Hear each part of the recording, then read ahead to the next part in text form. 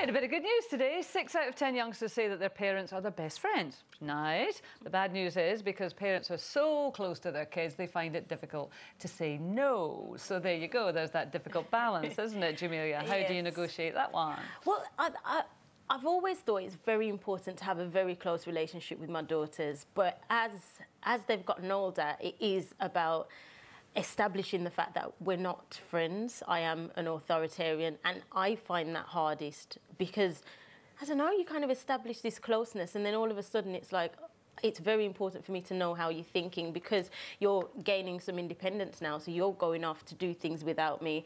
Even, for instance, my 14-year-old, she wants to go to the cinema. I'm kind of thinking, well, what's she going to be doing? Who's she going to be talking to? And, you know, and those kind of things. Be in the cinema, not talking to anyone. No. Otherwise she'll kick out. You mean she's 14? You're mollycoddling her. I was out and about at 12. Look my way. Keep her in, Jamelia, keep her in. I think it's very important to, you know, provide support. I really want my children to know they can rely on me, they can tell me anything, but I don't want to be their best friend. Do they want to be your friend, though? Because this survey said that the kids themselves said, my mum and dad are my best friends. I do want them to see me in a friendly way. I don't want them to be scared of me. I don't want them to, you know, be petrified or anything like that, but I don't want them... I think a best friend kind of supports your nonsense behaviour and stuff like that, and I'm not going to do that. I'm going to be someone who does lay down a few rules. And yeah, but then as best friends, you also surely would have respect for each other. You know what buttons to press. I mean, I do consider my children my best friends, and I know they do with me. But they also know, and I know that. But they also respect me, and they also, you know, I've said, you know, Kira's 14 and she's asked to do things, and I've said no, and she does all that. Why? All my friends are doing it. And when I used to say that to my mum, why her only answer, my mum and dad, was because I said so. And as a kid, I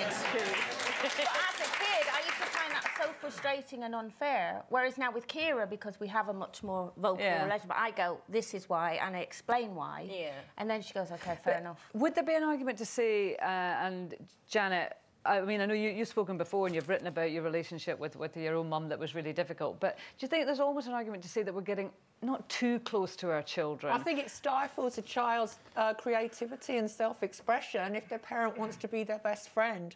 I mean, certainly as far as I'm concerned, I'm thrilled I didn't get on with my mother. Absolutely thrilled. I don't wake up one day and think, oh, what a tragedy I didn't get on with my mother. And think, yes! That relationship made me the woman I am today. And it started from the age of 10 or 11. Yeah, my mother was like Colin. She said, you're not doing that because I've said so. So from the age of 11 or 12, I'd start sneaking out.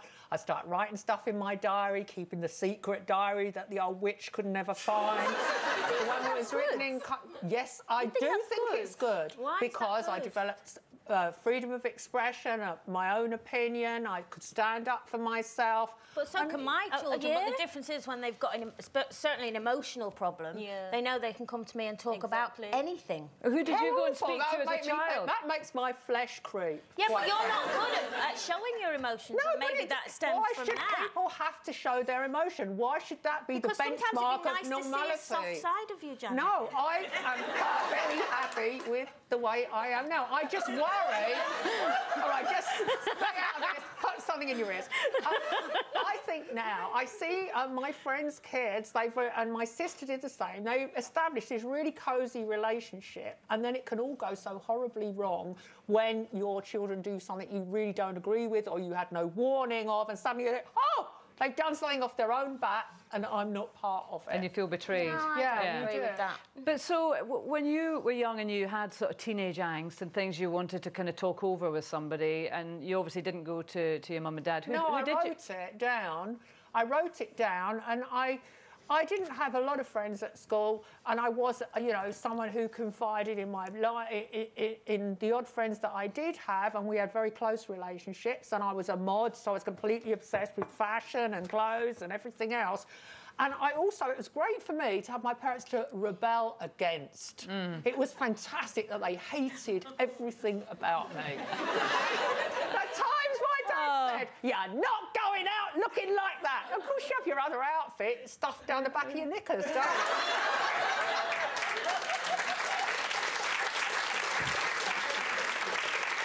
story with a happy ending. Just a quick one with the audience. Hands up if you think it's a good thing for parents and children to be best friends. Oh, and if you think it's not a good idea for parents and children to be good friends? Oh, kind of peaksy-peaksy and a lot of non-committal there. Yeah, interesting.